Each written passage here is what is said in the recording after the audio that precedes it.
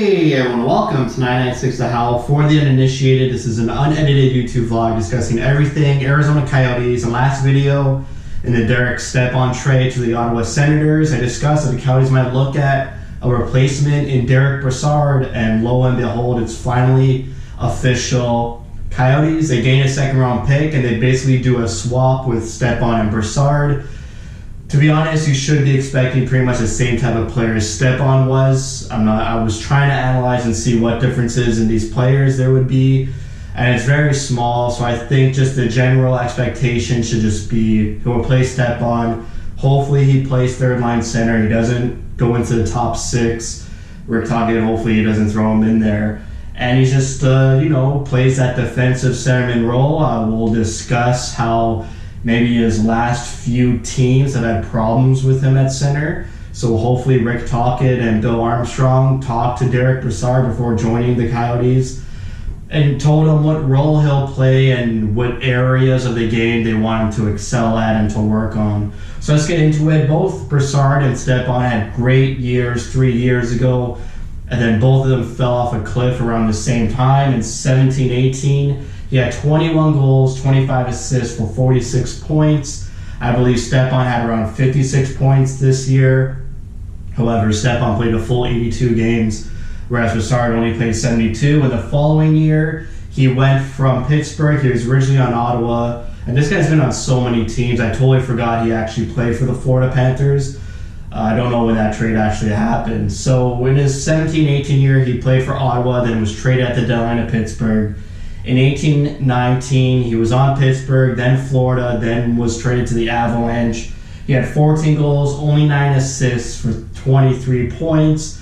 So you can see the fall in production just like Stepan had, just one season apart. And then last season, in the shortened season, he played 66 games for the New York Islanders. And he played for the Islanders the whole time. He had 10 goals, 22 assists, 32 points, which was slightly higher than Stepan, who had 28 points last shortened season. And then in the playoffs, him and the Islanders made it to the Eastern Conference Final and ultimately lost to the Tampa Bay Lightning.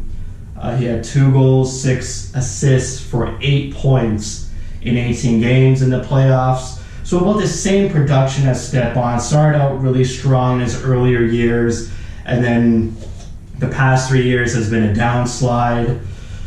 Goals, he scores more than Stepan and doesn't really get as much assists as Stepan. And then also I was reading about his centerman problems. The Islanders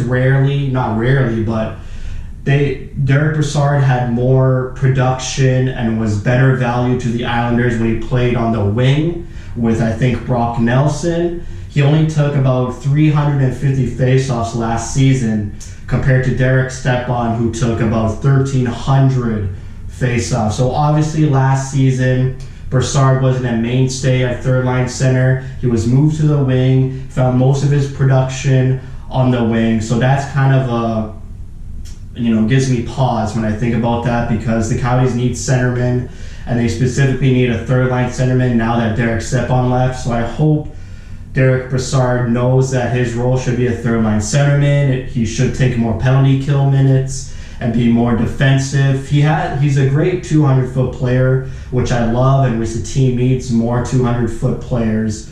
But when he does take faceoffs, he's pretty good at them. It's 55% faceoff percentage, whereas Derek Stepan was around high 40s, about 47. So I'm hoping Derek Brassard knows the role he's coming into on the Coyotes. I hope Rick Tocchet and Bill Armstrong talked to him and said he's going to play a shutdown centerman role. He could add production, some goal scoring ability. He's a hard-working player, don't get me wrong. Just he's had some history with the Islanders and even Pittsburgh. But I think that's because he still thought of himself as a top 6 player. So maybe that shock of being transitioned to a bottom 6 role really hurt his pride, because when he was in Pittsburgh, there was some backlash with Brassard and the Penguins coaching staff, where he didn't see himself as a bottom 6 player and still saw himself as a top 6.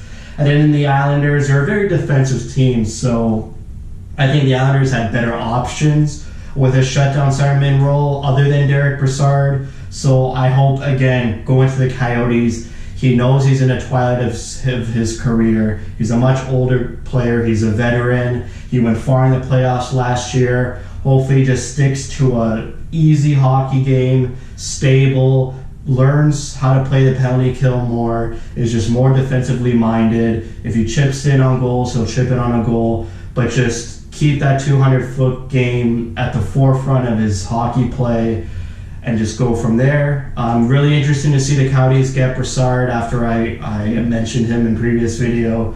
So I think that's it. I think the roster is set. Training camp should open in about 3 or 4 days.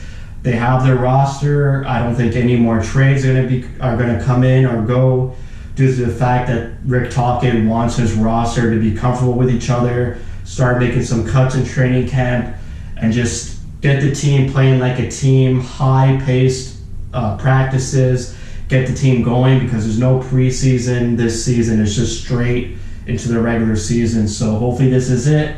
Derek Brassard gets acclimated with the team quickly. He's got about 2 weeks before the season starts. He understands his role, and the Coyotes hopefully benefit from this swap of Stepan and Brassard on the ice, because off the ice, obviously the Coyotes are in a better position with that second-round pick rather than sticking with Derek Stepan. So that's it for me. Thank you for watching, and thank you for your support.